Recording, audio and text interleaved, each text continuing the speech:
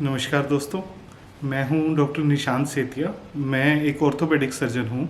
आज हम बात करेंगे उन फ्रैक्चर्स की जो हमारे बड़े बूढ़ों में हो जाते हैं, जिनकी उम्र 60-65 साल से ज़्यादा होती है, जैसे कि दादा दादी या ऐसे माँ बाप जिनकी उम्र 60-65 से ज़्यादा है। इनमें दो फ्रैक्चर सबसे ज़्यादा कॉमन होते हैं हिप के, जिनमें से एक को इंटरट्रोकेंटर फ्रैक्चर बोला जाता है और दूसरे को नेक ऑफ फीमर फ्रैक्चर बोला जाता है। इन दोनों का इलाज अलग अलग तरीके से होता है और कारण सेम है पर इनका।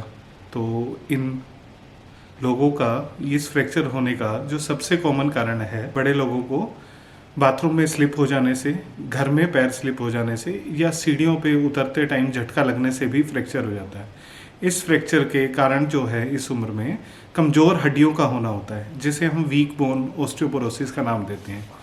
इस हड्डियों के कमज़ोर होने के साथ साथ और भी कई चीज़ें होती हैं जो इनमें फ्रैक्चर का कारण बनती है, जैसे कि उनकी नज़र कमज़ोर होना, उनकी कमर में तकलीफ़ होना जिसके कारण उनका बैलेंस नहीं बन पाता, और पार्किंसनिज्म टाइप उन्हें बीमारी का होना जिससे उनका बैलेंस नहीं बन पा रहा है। जैसा कि हम जानते हैं कि इन सभी जो ज़्यादा उम्र के लोग हैं, हमारे जो एल्डरली हैं, जो हमारे दादा और दादी और नाना नानी जो हैं, उनको इस फ्रैक्चर के साथ साथ और भी कई तकलीफ़ होती हैं, जैसे कि दिल की तकलीफ़, सांस की तकलीफ़, किडनी की तकलीफ़ें, हाइपरटेंशन, डायबिटीज़।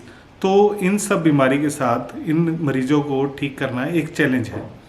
तो उस चैलेंज के लिए हमें तैयार रहना होता है और हम चाहते हैं कि इन लोगों को जल्दी से जल्दी अपने पैरों पे खड़ा किया जा सके, ताकि वो अपने जो रूटीन के एक्टिविटीज़ हैं डेली लिविंग की, जैसे बाथरूम जाना और फ्रेश होना, ऐसे छोटे मोटे काम जो हैं, ब्रश करना, बैठ जाना कुर्सी साइड में, थोड़ा बहुत घर में घूमना, ये सब वो जल्दी से जल्दी कर सकें।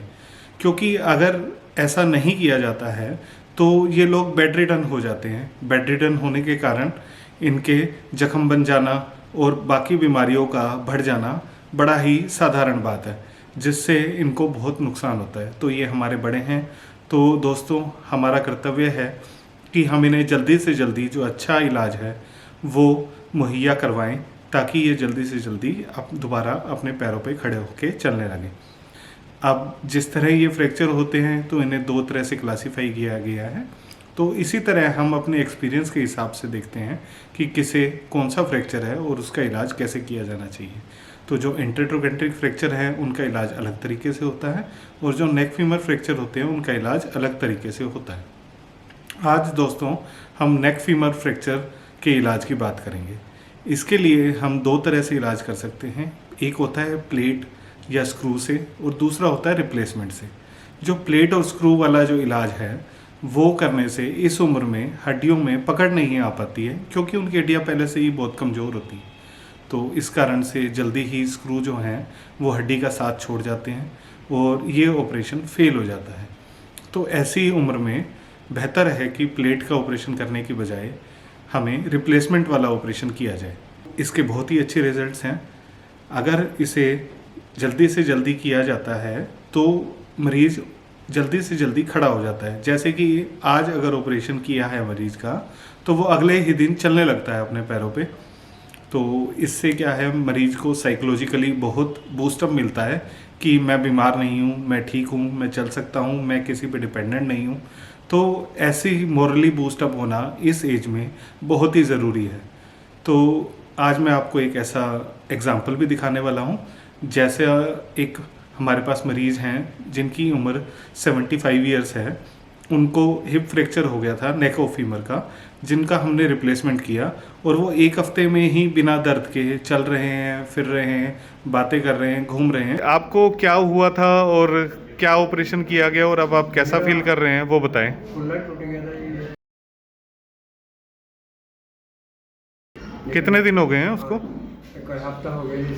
अच्छा, ऑपरेशन को हफ्ता हो गया। क्या ऑपरेशन किया गया जी? हाँ जी, क्या ऑपरेशन हुआ? वो नमा पे आ रही वो।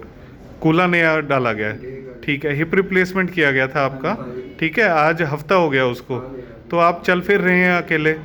हाँ चल कोई के। कोई दर्द वगैरह कुछ? ना, कुछ नहीं है। ठीक है, बिल्कुल कंफर्टेबल है, हाँ जी। कोई परेशानी? ना। ठीक, ठीक है जी, धन्यवाद। जैसा कि आप सब देख सकते हैं कि ये बुजुर्ग कितनी आराम से चल रहे हैं। तो अगर आप इससे आगे भी ऐसे इन्फॉर्मेशनल वीडियो देखना चाहते हैं तो प्लीज़ सब्सक्राइब कीजिए और शेयर कीजिए।